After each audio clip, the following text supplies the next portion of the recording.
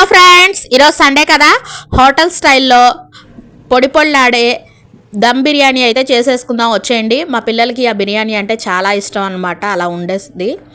ముందుగా గిన్నెలోకి పెరుగు అయితే వేసి అల్లం పేస్టు, అలాగే ధనియాల పొడి, ఉప్పు, అలాగే కారం, మనం ఎంత బిర్యానీ అయితే చేయాలనుకుంటున్నామో దానికి సరిపడా ఉండేలాగా అన్ని మసాలాలు, ఉప్పు, కారాలు వేసుకోవాలన్నమాట.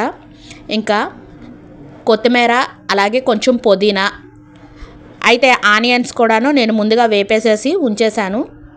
బ్రౌన్ కలర్ వచ్చే వరకు చక్కగా వేపేసుకొని ఆనియన్స్ని పక్కనైతే పెట్టుంచాను అనమాట. పక్కన పెట్టడం వల్ల మనకి చక్కగా పొడి పొడిలాడతాయి ఆనియన్స్. ఇదిగోండి, మసాలా దినుసులన్నీ కూడాను రెడీ చేసి పక్కన పెట్టాను. అవి కూడా దీంట్లోకి వేసేసుకొని ఆనియన్స్ కూడా వేసేసి మొత్తాన్ని చక్కగా మిక్స్ చేసేసుకొని మూత పెట్టి ఒక అరగంట సేపు పక్కన పెట్టుకోవాలి. తర్వాత బాస్మతి రైస్ ఒక 3 డబ్బాలు అయితే కడిగి పెట్టేసి ఉంచాను అనమాట. ఇంకా పావు గంట నానియి, ఇంకా అరగంట టైం అవుతుంది కదా అని చెప్పేసి పొయ్యి మీద పెట్టేశాను. పొయ్యి మీద పెట్టి నిమ్మరసం ఒక చెక్క పిండేసేసి వేశాను. అలాగే నెయ్యి కూడాను వేశాను. డబ్బాకి 2 స్పూన్ల చొప్పున వేసేసుకుంటే మనకి బాగుంటుంది అనమాట. ఉప్పు కూడాను మనం ఇందాక 1 స్పూనున్నర వేసాను, దీంట్లో 1 స్పూనున్నర వేసాను అనమాట. రెండిట్లోనూ ఉప్పు హాఫ్ వేసుకోకపోతే చప్పగా అయిపోద్ది. కొంచెం రైస్ ఉడుకు పట్టిన తర్వాత ఆ గంజి వాటర్ అనేది తీసి పక్కన పెట్టేసుకోవాలి. తర్వాత ఒక 70% రైస్ ఉడకగానే గంజి వంపేసేసి మూత తీసి పొడి పొడిలాడేలాగా రైస్ని చల్లారి పెట్టుకోవాలి.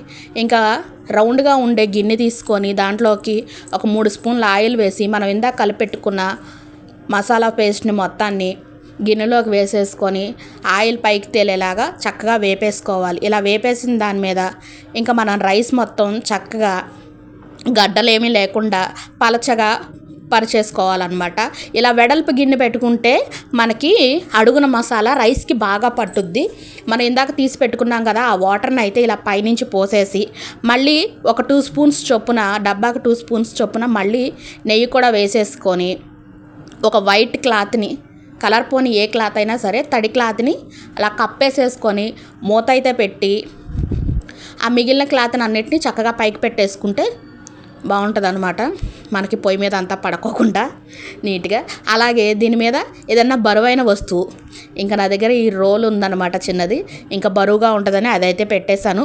ఒక 10 నిమిషాల పాటు ఉడికించేసేసుకుంటే ఇవి కూడా బాగా వేడైపోయినాయి. తీస్తుంటేనే నాకు కాలుతుందనమాట. క్లాత్ కూడా వేడైపోయింది.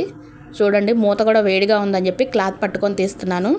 మనకి దమ్ బిర్యానీ అయితే రెడీ అయిపోయింది. ఇది నాన్ వెజ్ కర్రీస్లోకి సూపర్ అంటే సూపర్ ఉంటుంది అనమాట. నేను అంతకుముందు ఒక 2 టైమ్స్ చేశాను.